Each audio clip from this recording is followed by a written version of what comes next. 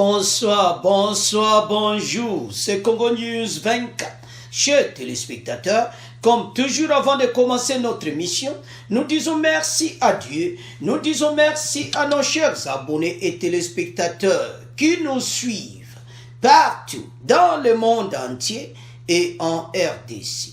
Chers téléspectateurs, émission Yalelo, naufrage du navire de FCC. Boato et bandi et dindi, navire et dindi, ba jaquette de sauvetage nyonso pona kuide bango, ba yoka kiti, alors baza frappé.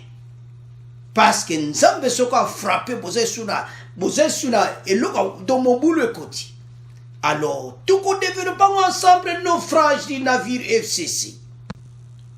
N'a même point, chers téléspectateurs, on va parler révocation de Néhémie et Shaddai. Kabila a révoqué Bango, alors, parce que il l'a connu sur Saliati. Donc, Bango mi balé basali banda. Alors, tout qu'on développe ensemble. Deuxième point, chers téléspectateurs, et Yindi. Oyo kaka après ma bunda se tambwe mamba promet de démissionner. Tambwe achema boko na likolo. Alobi ye soka kazui pétition ako démissionner mbala moko. Eza somo bande konanga. Donc ozo mona bien comment FCC mbala moko ba dindi na makamunyoso. Toza ekoloba awa, tozo belela. Batu bazai koyokati. Alors, tango mwekoki. Alors, toko développons ensemble. Alors, chers téléspectateurs, naufrage, navire FCC. Ndenge nini et salamaki. Bandeko, il fallait tout expliquer. Ba, bonne na biso. Ndenge nini naufrage oyo bandaki. Parce que, batu oyo, ba kangaki motema ba linge pena ko fungola su motema te. Alors tout ça qu'on expliquer en étape par étape était tout comprendre comment navire oyo et même que plus de 300 personnes donc et bandi ko dinda batu babandi ko sauter babandi ko ki. Le 10 décembre, la ADF de François Lubota a ainsi amené ses 23 députés nationaux à l'Union sacrée, ainsi que son sénateur et ses 2 ministres et 24 députés provinciaux. Wanakaka le 10 décembre, Mabunda Alongwe, déjà les 12 mounene na kata bato. Babani ko pepa mai parce que bazo bomba li 12 mais ba monique donc bandi ko dinda danser donc moi il so sa oteme zati babani ko ganga fache mena yepsa kibino babi meto yokaki meto sai ko croati et mo pepe o ko beta FCC boy. Avançons. Le 12 décembre ouais ça qui sont mon bandi. D'abord avant de ken le 12 décembre, tous on a le 10 décembre. Bandeko, mon boulot est salamaki tout ça après décision mabunde salami. Bato bazaika kundimati. Bazaika komona ki basaka kabagangi. Et pas nzambe ganga salakati. Tangu fachazo tambola avec la crainte de Dieu. Tangu fachi atie nzambe liboso na makambo nyonso. Donc aza déjà la victoire na maboko. Et puis peuple congolais continue à prier. Mais batu oyo bakangaki motema na niveau moka danse. Mais bandeko tangu li dusuane bani ko koma munene. Mbuloti. Tout qu'est-ce que le 12 décembre? Bazaka ko résister na kati ya navire. Bazo mona pena liwa yango. Le 12 décembre, c'était le tour du Birek. Julien Paluku, chantre du kabylisme au Nord Kivu. Le 5 septembre appelle encore les jeunes kabylistes à se mobiliser pour récupérer la présidence en 2023. Il amène à l'union sacrée 10 députés nationaux et 18 députés provinciaux et son sénateur. Julien Paluku a pena moto Kabila. Alors, chers téléspectateurs, ce que moni ba Julien Paluku yo ba di décision. Ba moni moité. Sauvetage. Donc à sauter mbala moko na 10 députés nationaux ba jaquette na mai mbala moko abinyo sacré en babiso. Allez, Julien Paluku yena 10 députés nationaux. Yé na 18 députés provinciaux na sénateur. Allez. Bango na ba pakati mbangu nzela wapi inyo sacré. Bandeko batoka po bakanga motema ndenge moko do baliwana mayele sila kibango. Boyebi navire so protéger bali kodinda et comme sauve kipe. Mais ba capitaine wapi bango. C'est ça les problèmes tozoya na ba capitaine. Pour capitaine déjà apakata kimbangu déjà. Capitaine Némi na Shadari. Donc bango mi bale bazo diriger bateau. Ba direction kune zo utanangamu. Mayele Siliba. Avançons. Le 13 décembre, ce sont les républicains de Kengo Adou, ex-président du Sénat, qui ont transféré dans le camp tchikédiste. Kengo Adou, le 13, Albinga et Peur, à moi les Suezati. Batuna une union sacrée, wow. Donc, Batou Babadi qu'on sauté dans zi. Baïb Sakibin. Jean-Marc Aboundou Bazakotala, Balmer. Donc, Moutounionso. Pandeko. Makambo o tozo loba, tozo mono no kolaboui, mais démonstration o tozo sala, pour nous expliquer peuple congolais. Était temps à mouikoki. Place Mozali, to pese bino message. Et Bele Bazeko critiquer Congo News 24 na makambo. Biso toloba kiango que bateau bakoko résister ndenge nini ekosimbati. Alors, avançons. Au Nord Kivu, donc, wana message quoi, lelo, donc, c'est mardi, 3 députés provinciaux déclarent leur adhésion à l'union sacrée de la nation. Dans mon boulot, bas députés provinciaux, donc batu donc oyuka kabalubi moyen za kakati. Na kukufa boakela nga jaquette. Union sacrée. Boso lobika union sacrée mbamo yambi jaquette. Ndozo ba jaquette wana donc et sauver batu tout. O ba pakata kimba. To boba koyoka te mawatu. Alors, c'était sûr comme Akissikondengeni.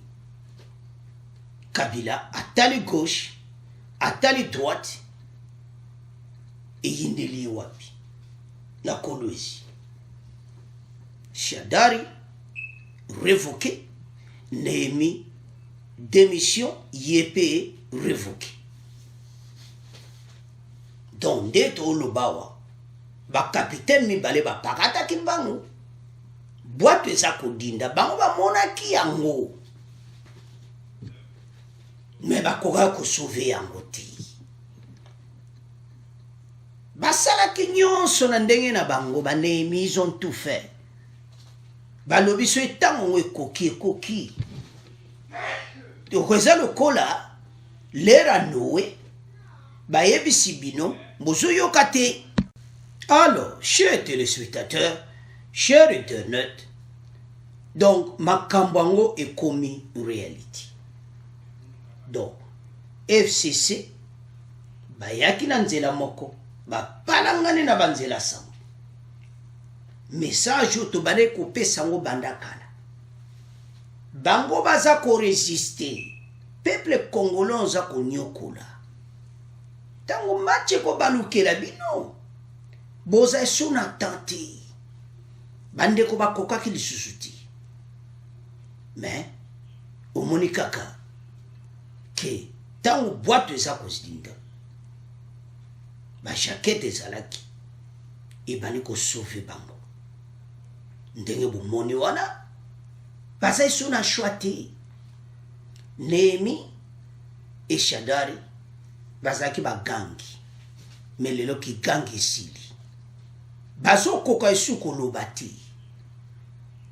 bato oyo ti lelo baza mpe na tembi ndeko congolais place oza na coin ya RDC telema tozala nsima ya union sacré soki bandeko oyo bawuti na FCC bazwi badécision ya kokite navire oyo eza kodinda akombie nga na yo oyo touti komona pasi pendant les 20 ans tozwa temps na biso nyonso ensemble autour de notre président de la République baza lisu na force te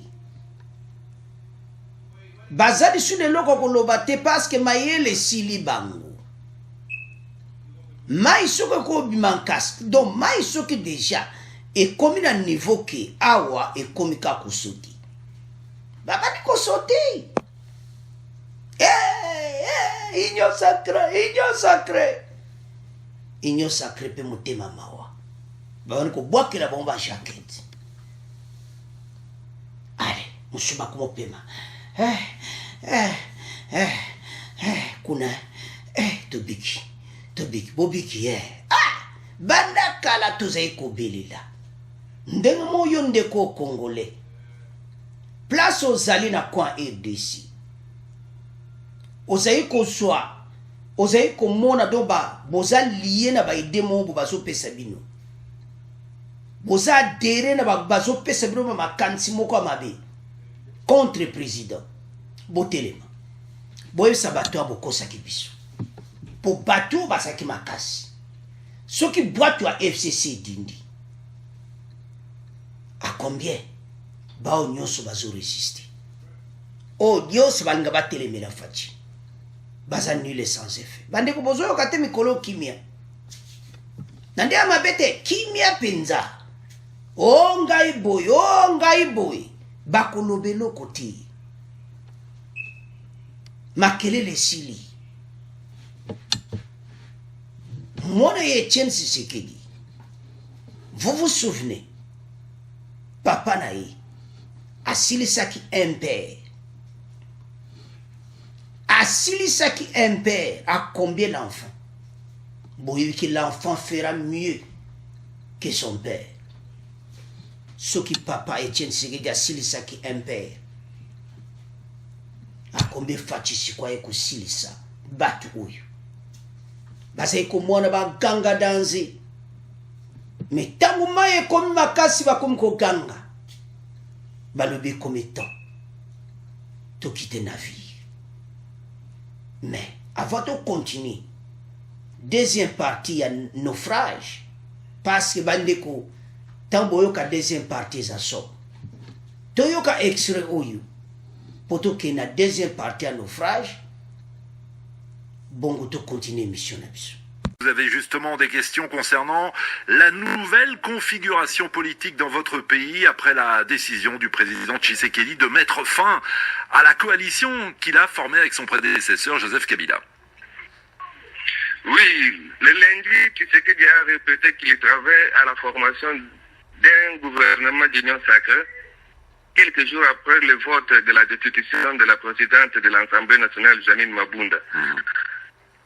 Ce vote signifie-t-il qu'une nouvelle majorité est en train d'émerger à l'Assemblée nationale? Ah, bonne question que vous posez. C'est vrai que on peut dire déjà qu'en obtenant la destitution de la présidente de l'Assemblée nationale, le président Tshisekedi a remporté une bataille dans ce duel qu'il a engagé avec le FCC de Joseph Kabila. Bonjour Pascal Moulégois. Question 1, la première est celle-ci. Quelles sont les prochaines étapes de ce processus de formation d'un nouveau gouvernement? Alors, nouveau gouvernement souhaité évidemment par le président Tshisekedi. Pascal Moulégois, la prochaine étape, elle est déjà connue.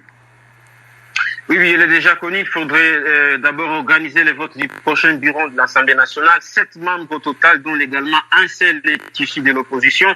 La date n'est pas encore connue, mais le président, lui aussi, attend de nommer un informateur du gouvernement. Et pour cela, il faudrait que l'actuel Premier ministre arrive à démissionner pour qu'un nouvel informateur soit nommé. Alors, et c'est là que les protagonistes devront exhiber leurs muscles. Ensuite, selon la nouvelle dynamique autour du président Félix Tshisekedi, comme le Premier ministre Sylvestre Ilunga a refusé de démissionner, une motion de censure devrait surgir dans les prochains jours pour faire tomber tout son gouvernement afin de permettre au président de nommer une nouvelle équipe qui va appliquer ces réformes.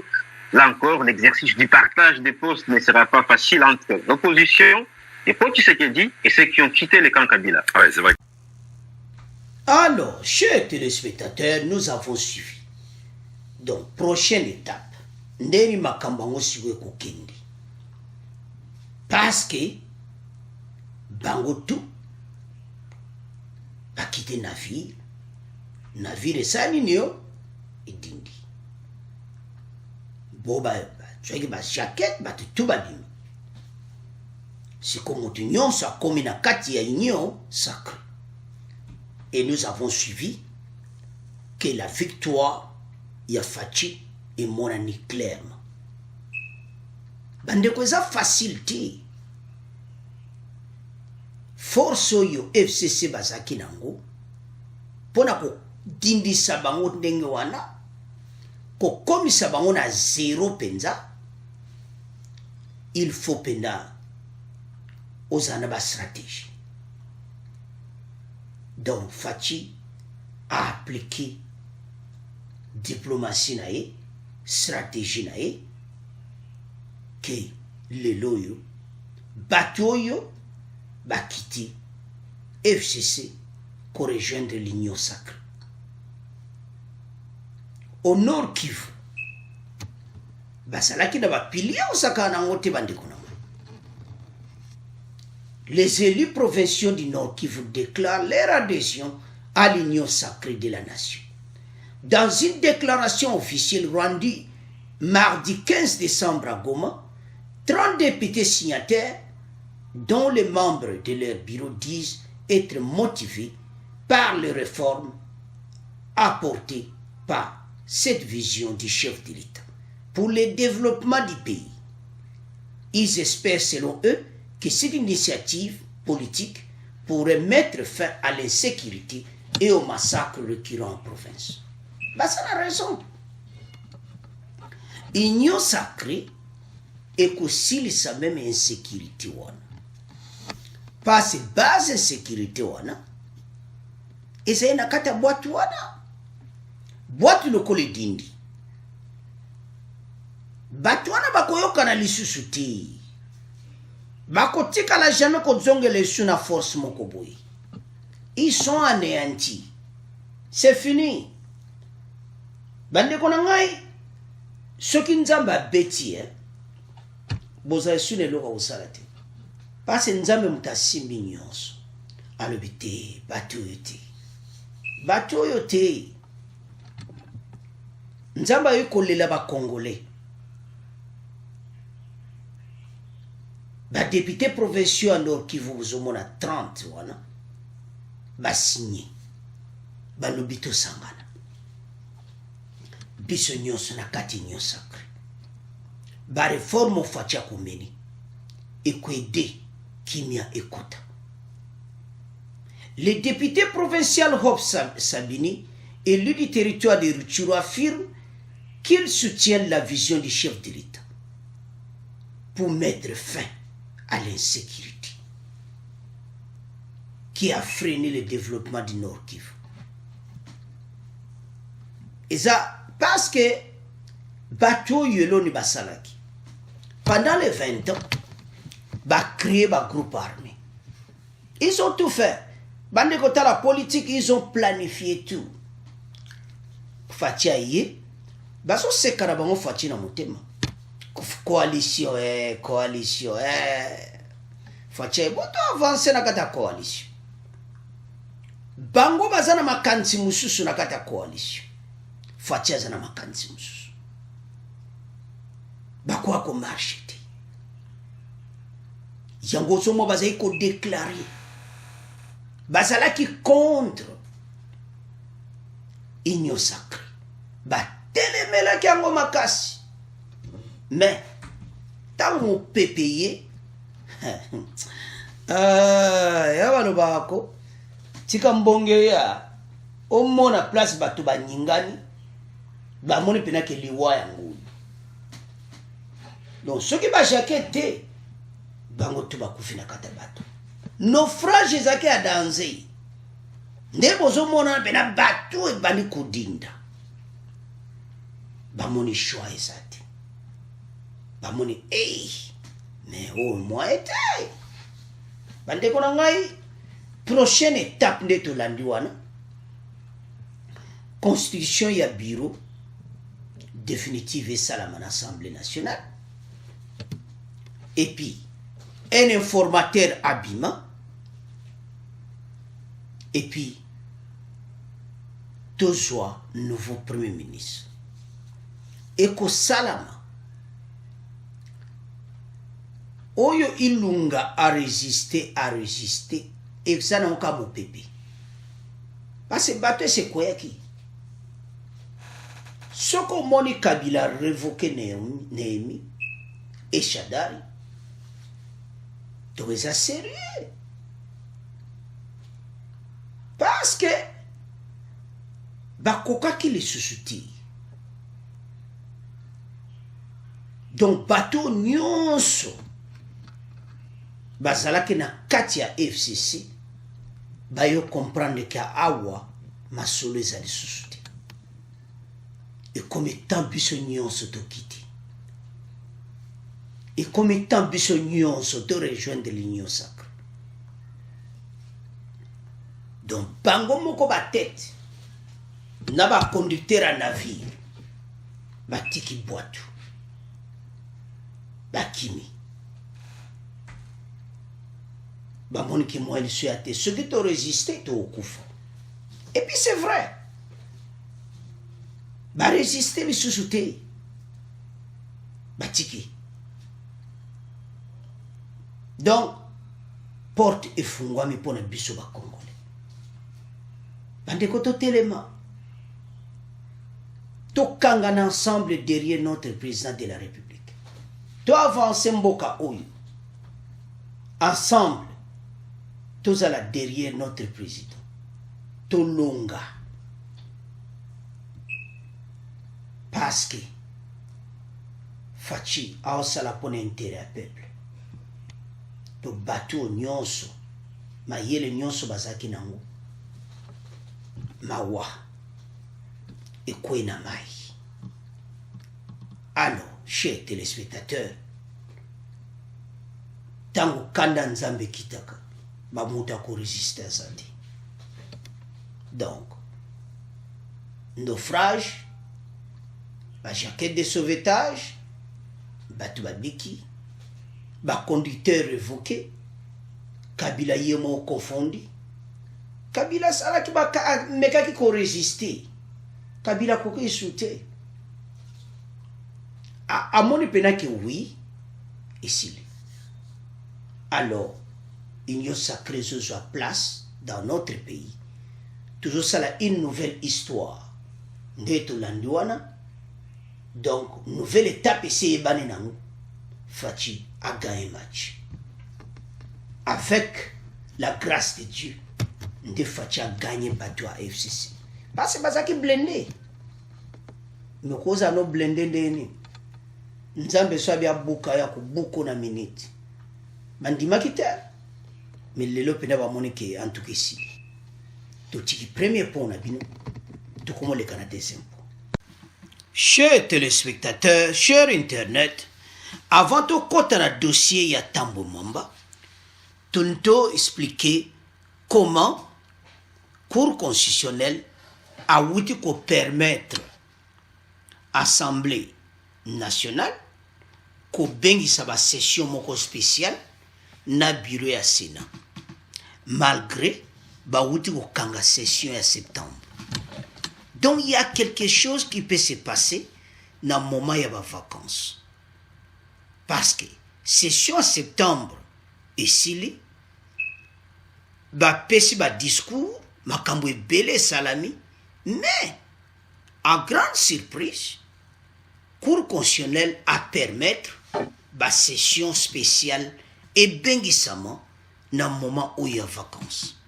Deuxièmement, on a clairement que makambo ebele zo salama sima parce que Cour constitutionnelle a permettre pourquoi.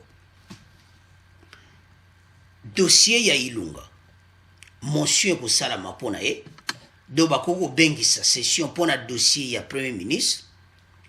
Bakoko bengisa session pour un dossier ya Tambo Mamba, bako beng sa session na bureau définitif et ça l'installer pendant les vacances. Oui, yango comme pays na biso, il faut que autorisation na Cour constitutionnelle. Alors Cour constitutionnelle a pesinzela. Boko yoka extrait. A pesinzela pourquoi? Bande ko maka minene ko salama mikolo oyo. Parce que le peuple congolais a s'attendre à l'union sacrée makama minene banda. Alors ba croire que ça la yangote tant que la session en septembre ici sans autorisation il y a Cour constitutionnelle. Bandeko batu oyo il y a FCC et ba commune suka. Ndeto Hollande na premier point na bolandi citation à navire. Et ça clair te expliquer en et comment mina ba journée belé est un navire wani dindi. Donc mikolo oyo toujours s'attendre na ba session moko extraordinaire. Alors Cour constitutionnelle à mon qu'il faut la paix sanzela pour batuba sangana. Malgré la session en septembre et ça les sous-souti. Bande konangai mikolo to s'attendre na ba décision moko makasi. Soko moni ba permettre yango, c'est-à-dire makambo ko salam. Donc kaka na mikolo oyo to yoka makambo ya Ilunga. Donc c'est probable. Motion contre ye Moindo a pesé déjà que motion contre Ilunga na gouvernement na ye. Donc, la mikolo à septembre, la session à septembre ici, mais la session exceptionnelle va permettre à une Cour constitutionnelle. Alors, tout le monde extrait où il y a Cour constitutionnelle, bongo, tout continue mission. Sénat et Assemblée nationale et ceux qui s'y session à Yango, il y a Sanza ya Liboa, kasi Cour constitutionnelle et Pesindingisa na bureau d'âge et Assemblée pour na kokoba, kokamba makambo ya bosenga, pe kobengisa session extraordinaire. Alors, session en septembre ici, pourquoi Cour constitutionnelle permettre la session extraordinaire et ça? C'est-à-dire, makama minene ko salama mikolo oy. Bande ko nangai. Batu lokola na basiba dindi déjà. Mikolo to yoka ka dossier ya Ilunga. To yoka ba dossier minene ko kwe. Yango to s'attendre na ba session extraordinaire. Bateau Mayele Cécile Bango. L'union sacrée en marche et commettant Oyo Makambo avancé. Parce que bureau définitif de l'Assemblée nationale, il faut essa la mamikolo Oyo. Parce qu'après Yango, Nde, toko soit déjà un informateur, akoya koye bisabiso, banani basa majorité. Alors, makambo na tuko salama na moment ya congé. Mais il faut avoir permission ya Cour constitutionnelle. Le Cour constitutionnelle a permettre yango.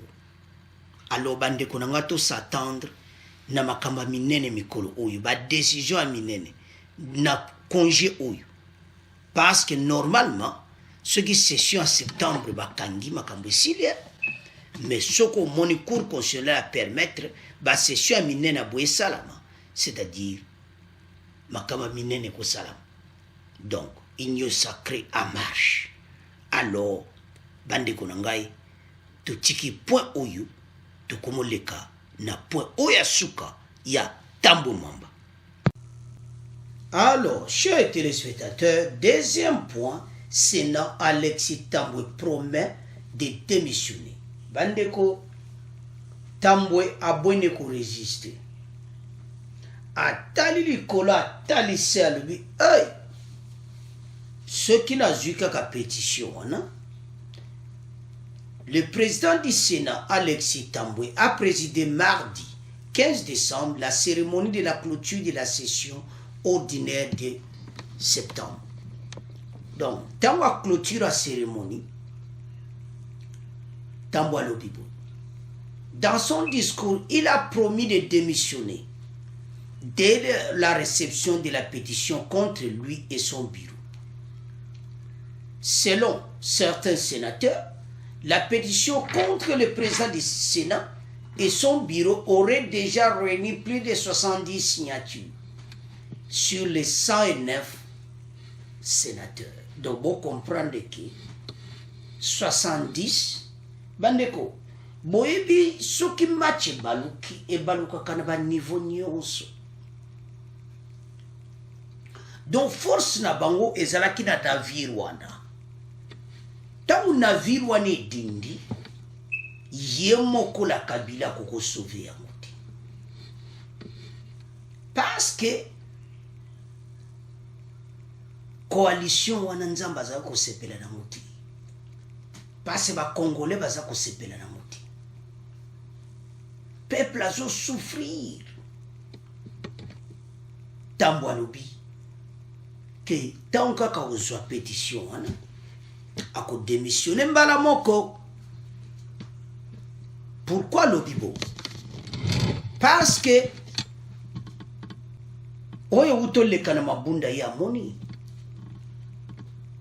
Amoni que les kamba basé sur la résistance té. Et le que c'est important exact. Ba Congolais to comprendre une chose. Les Tambwe Mwamba batwana nyonso ils avaient une mission. Mission wana siko ebimi poisson. Bazaki ni dozwa aider en otage. Basalaki pendant les 20 ans. Mais, na mandat oya fachi, balingaki ba meka. Mais comment c'est impossible? Parce que comme il a polele, bandeko, ce qui m'a camunion sur les acquis dans le comme polele, place à battre message souti. Donc, Tambwe pena ndimi, aloe pena ke yé, soko a zikaka, pétition a démissionné mbalamoko. Bandeko, o ezaba signe, batamou moko on dit ma défaite. Avant même, va mon ami pétition. Andimi ko démissionné. Na mot de clôture, tant azo peseango, ozo sentir que batu force ici. Il n'y a plus de force. Et comme temps, peuple congolais a téléma. Na coin RDC, place aux allos la démission. To téléma. Batu force na bango esili. O uto sama na mabunda batambo ba comprendre. Balobi te. Ezango suma kamba ko résister, ezango suma kamba force te. Et comme temps oyo, peuple congolais a réjouir. Peuple a souffrir. Fatia bundi pour la peuple oyo. Donc batu so konko accepter défaite boy. C'est-à-dire les assommes. Dans son discours, il a promis de démissionner dès la réception de la pétition contre lui et son bureau. alobi ntango kaka komona okabu ye na bureau ne mbala moko démission abone kutu o eleka na ba vote ba non aboyi. Il a raison parce que ça ko lek salaire et ça peut soni pona bango yango naufrage mutako kanga yango azali kaka nzambe mutako stopper naufrage bino bokoko meka mais le kolesa mo pepe oyo utie pa ya nzambe tango ko zwango vous êtes sur la place. Ce peuple a beaucoup souffert. Bateau va qu'on cédé. Et ça grave. Tant on a talika, on a dit, tamboui, alors, penaki, tant on a pétition à démissionner. Abonnez les canabanzela, ma bonde les kaki. C'est que quelque chose va moniquer. Makamunamunyo Cécilie. Les forces du ténèbre, bande ko soko esi yebani, et c'est sous ma caste. Forces du ténèbre, ça ko palangana. O balubaka kibaki na nzela moko. Ba palangana na banzela sang. Ils sont dispersés. Combien de fois yonde ko congolais place aux anakwa RD sous la démission? Combien de fois boziba message na ba parti politique na bino place bozali inyo sacré poni nango parti politique ti ezaka pona mouvement bo pona ko aider peuple yango to telema biso nyonso derrière notre président de la République to gagner munguna basali sune loko ko sala te mayele sili bango. Ce qui va tamboué va konkondi ma démission bo ese adi makambo esili. Yonde konangai. Ce qui bateau yo. Ba koki suko résister ti. Bon yo peuple. Ozo résister pour nini. Tellement. Toza la sima ya président de la République. Tobete la ema boko. Inyo sacré zoya na makambo kitoko. Tala ba député partout na RDC. Kaka ba député nationaux ti. Ba député provinciaux. Ba sangani partout na RDC. Ba lobe komitan. Biso tu wapi inyo sacré. Boito esi zindi kuna. Kuna loko liswezate. Epave kabazoluka. Naufrage et salama kina ba dega ko sakana ngoti bobi naufrage avec salama banana mo pepe ngweza mukolo oyu mabunda azaki déchu ansa mabunda za place mo pepe naufrage bandaki. Alors bisunios to sangana ensemble derrière notre président de la République de Kolonga, ce qui va tambo bandimi, c'est dit ma souleci. Alors, tout comme il a fait mission, tous allons ensemble, bisognos derrière Fachi pour tout longa bateau pour la libéla. Merci pour vos commentaires, Nabino. Merci. Vous continuez à partager ma vidéo. Vous continuez à s'abonner massivement. Merci. Dans vos commentaires. Au revoir. À la prochaine.